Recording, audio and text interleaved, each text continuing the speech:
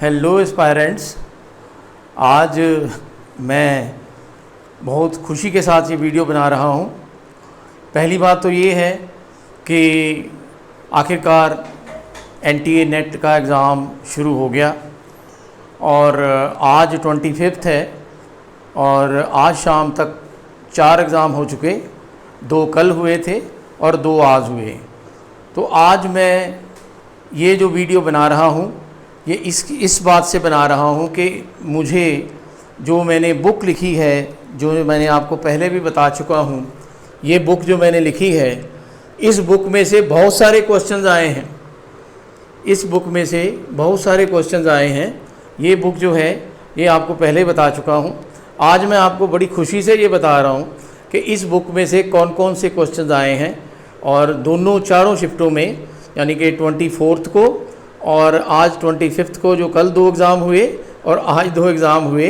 तो मैं बड़ी इस बात की खुशी है मुझे कि अगर आपने ये बुक पढ़ी है तो आपको इसका फ़ायदा होगा, और अगर अभी तक नहीं ली तो ले लो इस बुक को।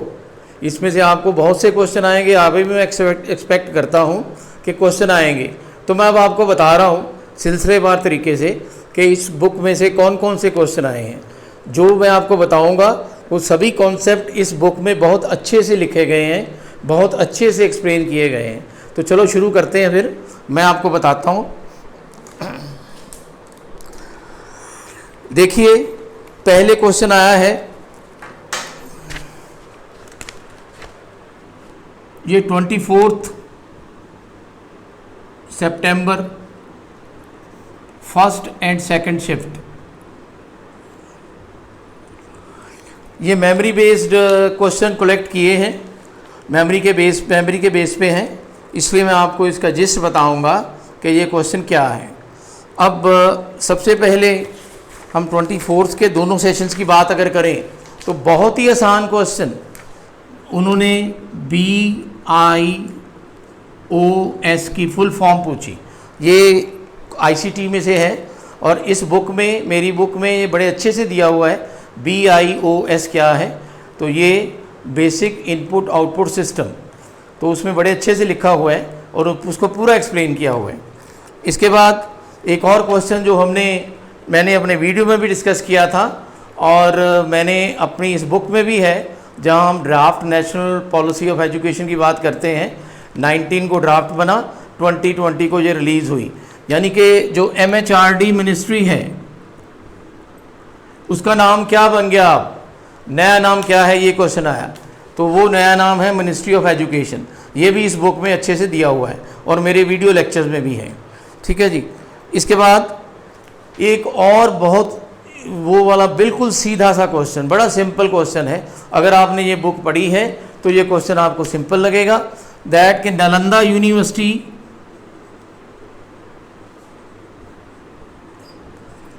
यूनिवर्सिटी को किसने इस्टेब्लिश किया? ये कुमारगुप्ता ने इस्टेब्लिश किया, गुप्ता एरा में बनी। ये सारी एक्सप्लेनेशन इस बुक में की गई है, ठीक है जी। इसके बाद full form of RUSA, RUSA, इसकी फुल फॉर्म क्या है? ये भी हायर एजुकेशन के सेक्शन में बड़े अच्छे से हमने डिस्कस की है बुक में। इस बुक में बहुत अच्छे से आपको मिल जाएगी। दैट इज़ राष्ट्रीय उच्चतर शिक्षा अभियान। तो इसके बारे में क्वेश्चन आया। इसके बाद रिसर्च एथिक्स पे क्वेश्चन आया और रिसर्च एथिक्स के बारे में भी जो मैंने बुक लिखी है उसमें रिसर्च एप्टीट्यूड के चैप्टर में बहुत अच्छे से दिया हुआ है, तो वो भी आप देख सकते हो। एविडेंस बेस्ड रिसर्च होनी चाहिए, ये क्वेश्चन था कि उसका जो आंसर था कि रिसर्च एथिक्स में एविडेंस बेस्ड रिसर्च होनी चाहिए। तो ये हमारे रिसर्च एथिक्स के चैप्टर में, इस बुक में दिया हुआ है।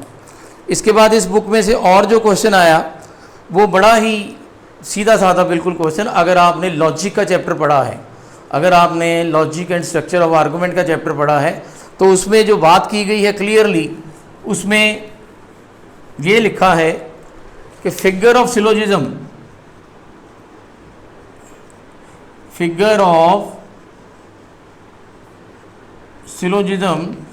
ये इसका मेन मोटिव किस चीज़ पे बेस्ड होती है ज़्यादा, और उसमें हमने क्लियरली मेंशन किया हुआ है ये मिडिल टर्म पर बेस्ड होती है। तो एस्पायरेंट से भी क्वेश्चन उस बुक में से आया, उसमें बड़ा अच्छा सा लिखा हुआ है, मैंने बिल्कुल क्लियरली मेंशन किया है। तो आप देखिए, मैं जो भी आपको बता रहा हूँ, मुझे इतनी खुशी हो रही है कि जो बुक अगर आपने पढ़ी हो इसको, तो आपको इसका फ़ायदा हुआ होगा।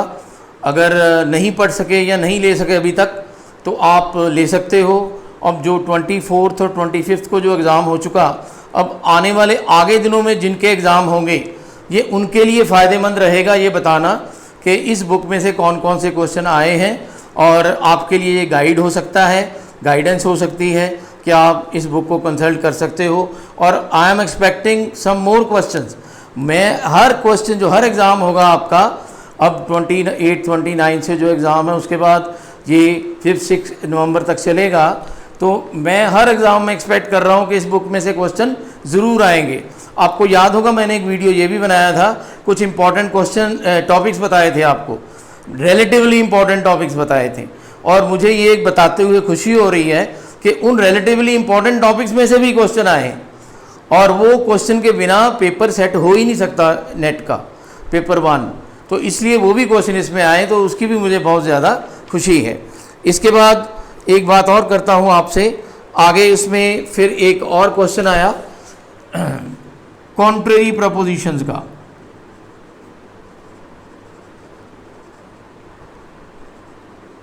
कॉन्ट्रेरी प्रोपोजिशंस आपको पता है, स्क्वायर ऑफ अपोजिशन में हमने किया हुआ है, और इस बुक में बहुत अच्छे से एक्सप्लेन किया हुआ है, तो वो भी क्वेश्चन जो है इसमें से आया। इसके बाद इंडियन लॉजिक पे जो क्वेश्चन आए हैं, इंडियन लॉजिक पे, उसमें ये टर्म बड़े अच्छे से वहाँ दी हुई है बुक में, लिंगा। इस टर्म को आप याद करना, टर्म्स दी हुई है उसमें, लिंगा is one of the terms. और उसके बाद बुद्धिज्म, और उसके बाद विशेषिका। इन स्कूल्स को भी डिस्कस किया है इस बुक में बड़ी अच्छी तरह से कि इनके लिए रियल नॉलेज जो है उसके लिए क्या एविडेंस चाहिए, जैसे परसेप्शन और अनुमान, यानी कि इन्फ्रेंस जिसको बोलते हैं, प्रत्यक्ष और अनुमान। तो ये इस बुक में बड़ा अच्छे से दिया हुआ है। इसके बाद एक और बड़ा सिंपल क्वेश्चन आया है, एब्रीविएशन पूछी गई सीडी रोम की, सीडी रोम की एब्रीविएशन पूछी गई, और ये हमारे जो कंप्यूटर फंडामेंटल्स ऑफ कंप्यूटर वाला चैप्टर है उसमें बिल्कुल एक्सप्लेन किया हुआ है। ठीक है जी। इसके बाद एक और टर्म जो है जो पूछी गई है, उसकी फुल फॉर्म पूछी गई, that is also given in my book, that is NMEICT। इसका मतलब है national mission on education through information and communication technology.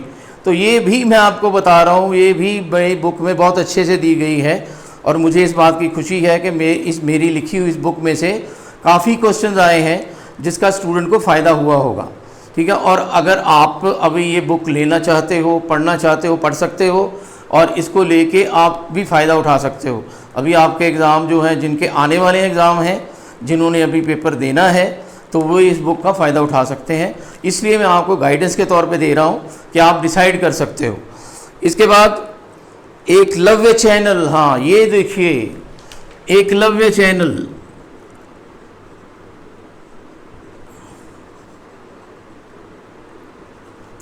Eklavya channel पे क्वेश्चन आया जो इग्नो ने शुरू किया है। और मैंने आपको जब बात की थी अपनी बुक के बारे में, उसके फीचर्स के बारे में, आपको याद होगा मैंने ये कहा था कि हमारा एक सेक्शन है कॉम्प्रीहेंशन पैसेजेस का। उसमें जो कॉम्प्रीहेंशन पैसेजेस दिए हैं वो जनरली जो थ्योरी के हमारे टॉपिक्स हैं उन पर बेस्ड हैं। जैसे कोई कम्युनिकेशन पे है, कोई एनवायरनमेंट पे होगा, कोई टीचिंग के एस्पेक्ट पे होगा, कोई हायर एजुकेशन पे होगा, इस तरह कोई आईसीटी पे होगा। तो मुझे ये बताते हुए बड़ी खुशी हो रही है कि हमारे उस कॉम्प्रीहेंशन के सेट में इस बुक में जो दिया हुआ है, एक कॉम्प्रीहेंशन ऐसा है जो एकलव्य के बारे में एक्सप्लेन करता है। वहाँ क्लियरली लिखा हुआ है कि एकलव्य चैनल जो है वो क्या किस पर्टिकुलरली किससे रिलेटेड है, और ये इग्नो ने शुरू किया। तो ये बड़ा इम्पॉर्टेंट जो है एक आस्पेक्ट है, और ये भी इस बुक में से आया। तो देखिए, जब बुक में से कोई चीज़ आती है, जो ऑथर है उसको सबसे ज़्यादा खुशी होती है, क्योंकि अगर उसने कुछ लिखा तो इसका मतलब है उसका फ़ायदा स्टूडेंट्स को होगा। तो इसलिए इसके बाद देखिए और एक और क्वेश्चन आया स्वयं प्रभा पे।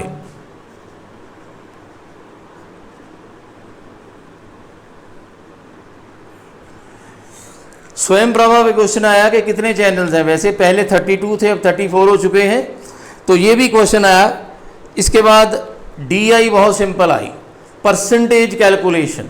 ये एक हमारी उस बुक, मेरी इस बुक में बड़े अच्छे से एक्सप्लेन किया हुआ है। DI जो है, चाहे वो लाइन चार्ट है, चाहे वो टेबल चार्ट है, चाहे वो दूसरा है बार ग्राफ है, कुछ भी है, तो उसको बड़े अच्छे से एक्सप्लेन किया कि परसेंटेज कैसे कैलकुलेट करनी। तो ये बहुत आसान रहा और ये भी मेरी इस बुक में बहुत अच्छे से दिया हुआ है। ये भी हम बात कर रहे हैं 24 सितंबर की, जो दोनों शिफ्टों में क्वेश्चन आए हैं। इसके बाद थीसिस राइटिंग एंड रेफरेंसिंग, ये भी मेरी बुक में बहुत अच्छी तरह से हमने एक्सप्लेन किया है एग्जाम्पल्स के साथ कि थीसिस कैसे लिखते हैं, थीसिस का फॉर्मेट क्या होता है और रेफरेंसिंग कैसे होती है। तो डिफरेंट स्टाइल्स हैं रेफरेंसिंग के जो उसमें एक्सप्लेन किए गए हैं। इसके बाद प्राइमरी पोल्यूटेंट्स पे क्वेश्चन आया और ये भी आप एनवायरनमेंट और एनवायरनमेंट वाले सेक्शन में, अगर मेरी बुक के सेक्शन में देखेंगे जहाँ पोल्यूटेंट्स का चैप्टर है, उसमें क्लियरली लिखा हुआ है कि प्राइमरी पोल्यूटेंट्स क्या हैं और सेकेंडरी पोल्यूटेंट्स क्या हैं। तो इस पर भी क्वेश्चन हमें आया है। तो उसके बाद अगर मैथमेटिकल रीजनिंग की बात करें तो letter series, number series, ratio proportion और सिंपल इंटरेस्ट, इस पे क्वेश्चन आया है। तो ये भी आप इजीली कर सकते हो, कोडिंग डिकोडिंग हो या लेटर सीरीज़ हो या नंबर सीरीज़ हो या मैथमेटिक्स के बेसिक क्वेश्चंस जिसमें रेशियो प्रोपोर्शन है, सिंपल इंटरेस्ट है, उन पे क्वेश्चन आए। इसके बाद एक हमने हमारा यहाँ लेक्चर है, हमारा ये चैप्टर है इस बुक में, कम्युनिकेशन की टर्मिनोलॉजी ऑफ कम्युनिकेशन। वहाँ से सीधा ही क्वेश्चन आ गया एक पैरा लैंग्वेज पर कि what is the language which is without speech. तो उसमें क्लियरली मेंशन किया हुआ मैंने कि पैरा लैंग्वेज जो है वो सीधा इसी बुक में से ही जैसे क्वेश्चन उठ के आ गया। ठीक है जी। इसके बाद एक्शन रिसर्च, ये भी बड़ा एक्सप्लेन किया हुआ है पूरी डिटेल में। एक्शन रिसर्च पे क्वेश्चन आ गया कि उसकी प्लानिंग होती है, एक्ट करते हैं, ऑब्जर्व करते हैं, तो वो एक्शन जो रिसर्च है उस पर ये क्वेश्चन आया। तो ये भी इसी बुक में बड़े अच्छे से दिया हुआ है। इसके बाद डायरेक्शन का क्वेश्चन आया, जो मैथमेटिकल रीजनिंग की हम बात करते हैं। डायरेक्शन का क्वेश्चन में डायगोनल डिस्टेंस फाइंड आउट करना, वो पाइथागोरस की थ्योरम के साथ, वो भी हमने वीडियो में मैंने बड़े अच्छे से एक्सप्लेन किया है। और वैसे बुक में भी ये चैप्टर बिल्कुल इलस्ट्रेशंस के साथ, फिगर्स के साथ, स्केचेस के साथ एक्सप्लेन किया हुआ है। तो इसलिए मुझे ये भी लगता है ये भी इस बुक में से डायरेक्टली आ गया है, तो इसलिए ये भी आप अच्छे से कर सकते हो। इसके बाद नेचुरल हैज़र्ड, जैसे मैंने आपको पिछले वीडियो में बताया था जब मैं इंपॉर्टेंट चैप्टर्स की बात कर रहा था, तो उसमें नेचुरल हैज़र्ड्स की बात मैंने की थी कि इन पर क्वेश्चन आता ही आता है। तो ये बड़ा सिंपल क्वेश्चन आया कि इनमें से कौन सा नेचुरल हैज़र्ड नहीं है। तो उसमें केमिकल हैज़र्ड जो है वो नेचुरल हैज़र्ड नहीं होता, वो मैन मेड है। तो इसलिए वो वाला जो है क्वेश्चन बड़ा सिंपल है, इजीली देख के पता चल जाएगा कि ये वाला नेचुरल हैज़र्ड नहीं है। लेकिन अगर आपने वो चैप्टर किया हुआ है, ये भी उसी तरह डायरेक्टली उस चैप्टर में से ही उठ के आ गया है। ठीक है जी। इसके बाद एक और देखिए, बड़ी क्लियरली उसमें लिखा हुआ है मेरी बुक में, जब फैलेसीज़ की बात हम पढ़ते हैं, जब इंडियन लॉजिकल रीजनिंग में फैलेसीज़ को जब हम पढ़ते हैं तो उसमें क्लियरली स्लिपरी स्लोप फैलेसी, तो स्लिपरी स्लोप फैलेसी पे डायरेक्ट क्वेश्चन आ गया। तो ये भी क्वेश्चन उसी तरह उसमें से ही उठ के आ गया, बुक में से ही। ठीक है जी। इसके बाद टीचिंग एप्टीट्यूड में समेटिव एंड, मैंने आपको बताया था कि एवेल्यूएशन का चैप्टर बहुत इंपॉर्टेंट है, इसके बिना रीजनिंग का नेट पेपर 1 सेट ही नहीं हो सकता। तो इसलिए इसमें आ गया समेटिव एंड फॉर्मेटिव एवेल्यूएशन। तो ये भी क्वेश्चन जो है मैचिंग के फॉर्म में आया, तो ये भी बड़ी इजीली सॉल्व हो सकता है। मिलेनियम डेवलपमेंट गोल्स बड़े क्लियरली मेंशन किए हुए हैं मेरी बुक में, और उसमें क्लियरली लिखा हुआ है कि कितने मिलेनियम डेवलपमेंट गोल हैं। इसमें क्वेश्चन आया कि कौन सा इसमें MDG नहीं है। तो ये क्वेश्चन भी बड़ी आसानी से उस बुक में से आपको इसका आंसर जो है मिल सकता है, इसकी एक्सप्लेनेशन मिल सकती है। इसके बाद कम्युनिकेशन का sequence, coding, encoding, decoding, reception, sender, then encoding, then decoding, reception. तो ये कम्युनिकेशन की एनकोडिंग कैसे है, डिकोडिंग कैसे है, वो भी इस बुक में बड़ी अच्छी से एक्सप्लेन किया गया है। तो ये जो बातें होती हैं जब बुक लिखी जाती है, या जो इन बातों को ध्यान में रखा जाता है, ये सारा इसीलिए हुआ कि जब मैंने बुक लिखी है तो मैं पिछले सालों के जो पेपर हैं उनको भी कंसल्ट किया, उसके अकॉर्डिंगली देखा कि कहाँ कहाँ से ज़्यादा बार क्वेश्चन आए हैं, तो उस पर्टिकुलर कॉन्सेप्ट पे एम्फेसिस किया जाए। इसके बाद एनालॉगस आर्गूमेंट, ये भी हमारा उस लॉजिक के चैप्टर में बड़ा अच्छे से लिखा हुआ है कि what is analogous argument, man and women are equal to one another, ऐसी एक स्टेटमेंट आई है।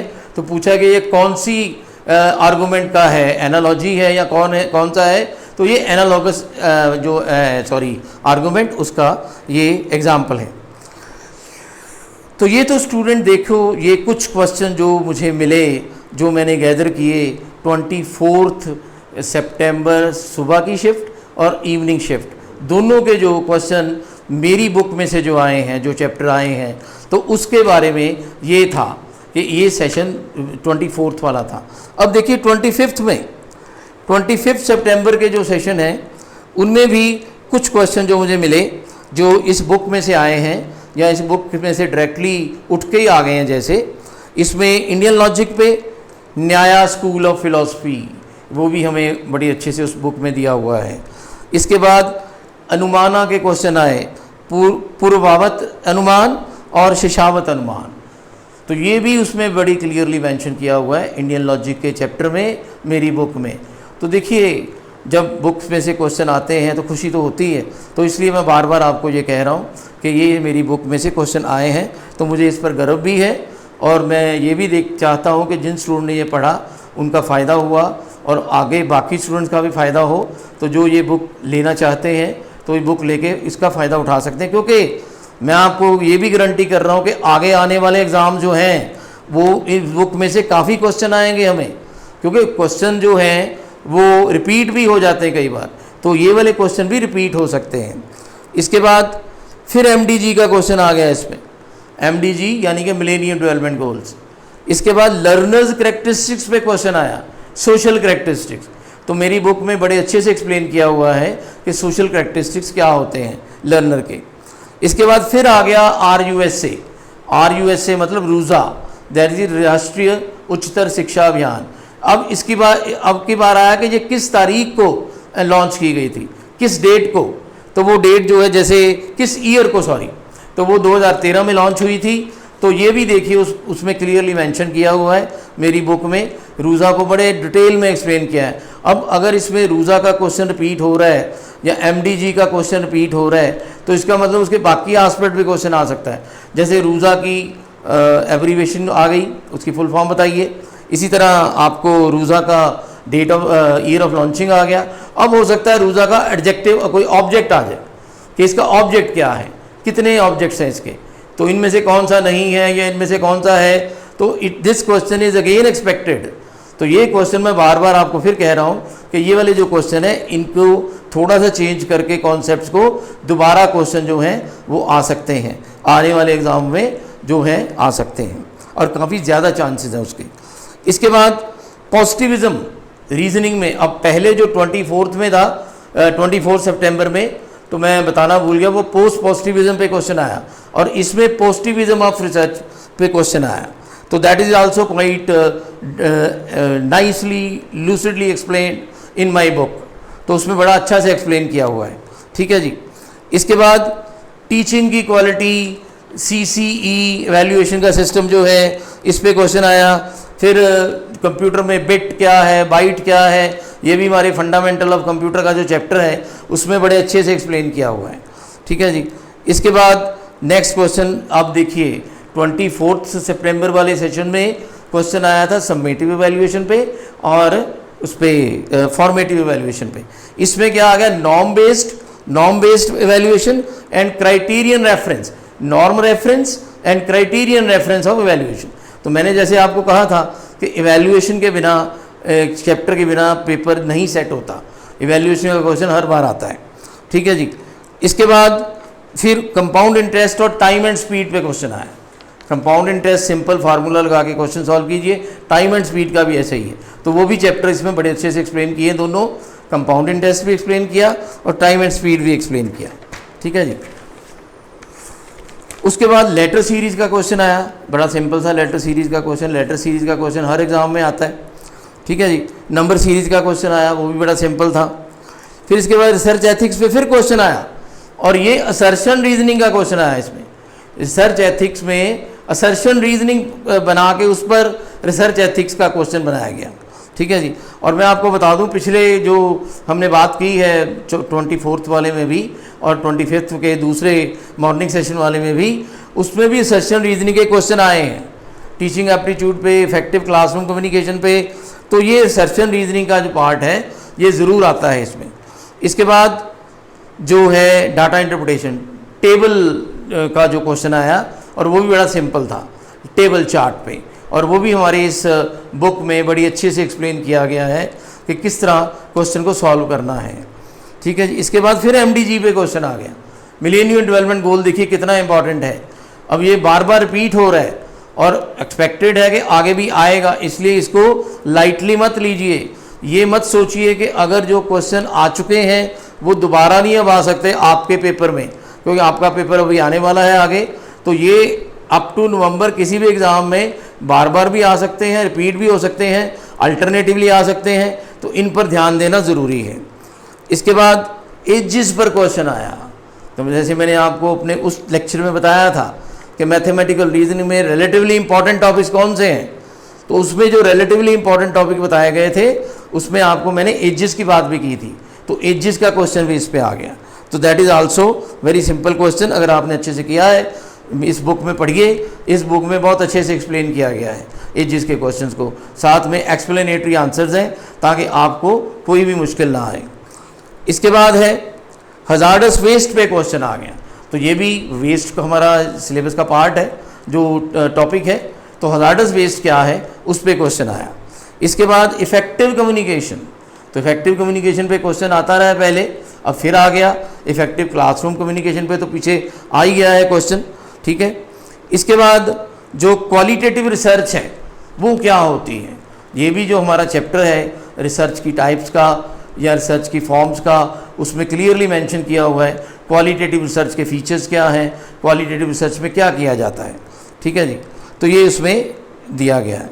इसके बाद है एक्टिव लिसनिंग क्या होती है, पैसिव लिसनिंग क्या होती है, यानी कि एक्टिव स्टूडेंट्स और पैसिव स्टूडेंट क्या होते हैं क्लास में, या एक कम्युनिकेशन हो रही है, अगर चाहे वो क्लास में कम्युनिकेशन हो रही हो या कहीं और हो, कोई मीटिंग हो रही हो कहीं, तो क्या होता है उसमें कि जो एक्टिव लिसनर्स वो होते हैं जो पार्टिसिपेट भी करते हैं उस लेक्चर सेशन में, डिस्कशन करते हैं।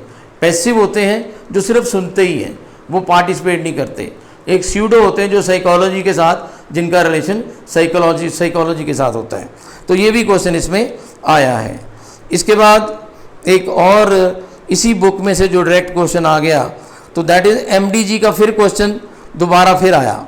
ठीक है जी। फिर इंटरनेट और इंट्रानेट, ये भी सीधे का क्वेश्चन, सीधे का सीधा इसी बुक में से आ गया कि इंट्रानेट और इंट्रानेट का कॉन्सेप्ट, उसके फ़ायदे, या वीडियो कॉन्फ्रेंसिंग। तो ये क्वेश्चन जो है ये बिल्कुल उस बुक में बड़े अच्छे से एक्सप्लेन किया है ICT के चैप्टर में। ठीक है जी। फिर ग्रुप कम्युनिकेशन और मास कम्युनिकेशन, इस पर क्वेश्चन आया। तो ये एस्पायरेंट्स क्वेश्चन थे, और मुझे इस बात की फिर मैं आपको कह रहा हूँ खुशी हो रही है कि ये जो बुक मैंने लिखी है, ये बुक लिखी आज मेरी सफल हो गई। मुझे मतलब ये लगता है कि तपस्या सफल हुई है। जिस बुक में मैंने मेहनत लगाई, इस बुक में मैंने टाइम लगाया, और ये जो बुक है इसने कम से कम फ़ायदा दिया स्टूडेंट्स को। तो एस्पायरेंट्स ले लो ये बुक, क्योंकि आगे भी इसमें से क्वेश्चन आएंगे और मैं आगे भी लेक्चर लेके आऊँगा। तो यही है कि इस बुक को पढ़ लो और फ़ायदा उठा लो, ताकि नेट पेपर 1 में आपके कम से कम 80 मार्क्स ज़रूर आएँ। तो इसी के साथ मैं आपको बेस्ट ऑफ लक कहता हूँ और थैंक यू वेरी मच, और आगे फिर मैं लेक्चर लेके आऊँगा।